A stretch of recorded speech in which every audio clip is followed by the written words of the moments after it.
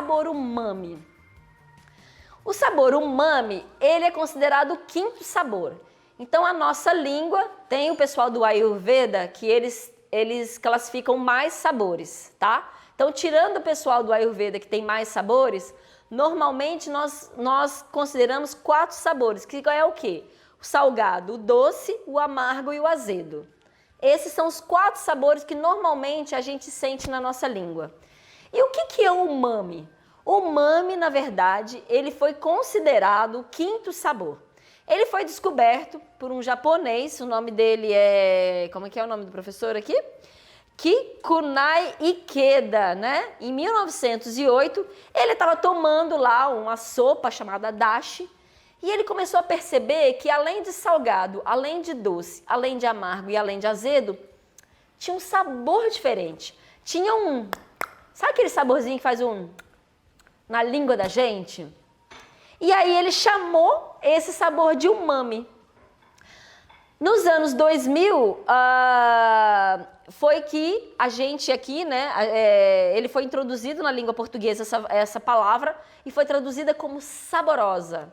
Então o umami, ele é aquele sabor saboroso, é aquele sabor que faz a gente salivar, é aquele sabor que faz a gente fazer assim,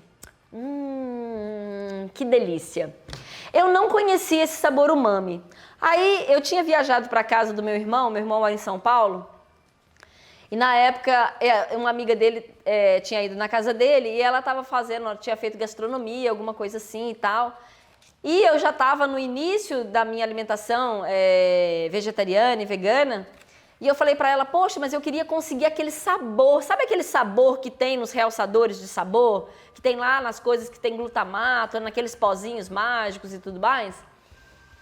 Porque eu não queria mais comer aquelas coisas, porque eu era meio que usava aquilo em tudo, aqueles cubinhos do mal, aquelas coisas horríveis, eu usava em tudo.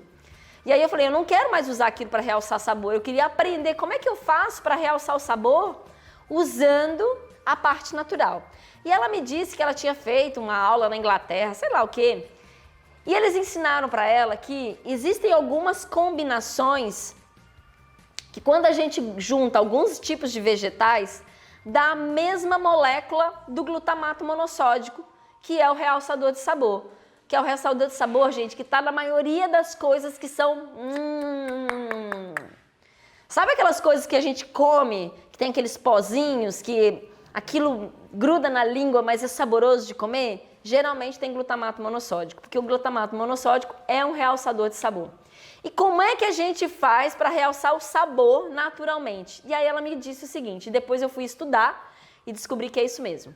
Quando a gente junta alguns ingredientes, ele gera uma molécula que ela se assemelha ao glutamato monossódico. Então, por exemplo, se eu juntar alho, cebola, tomate, alho poró, cogumelos, essas coisas todas têm esse sabor umami e ele gera esse realçador de sabor.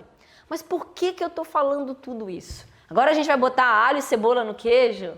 Não, a gente vai usar alguns condimentos. Eu vou botar tomate? Não, eu vou colocar alguns condimentos.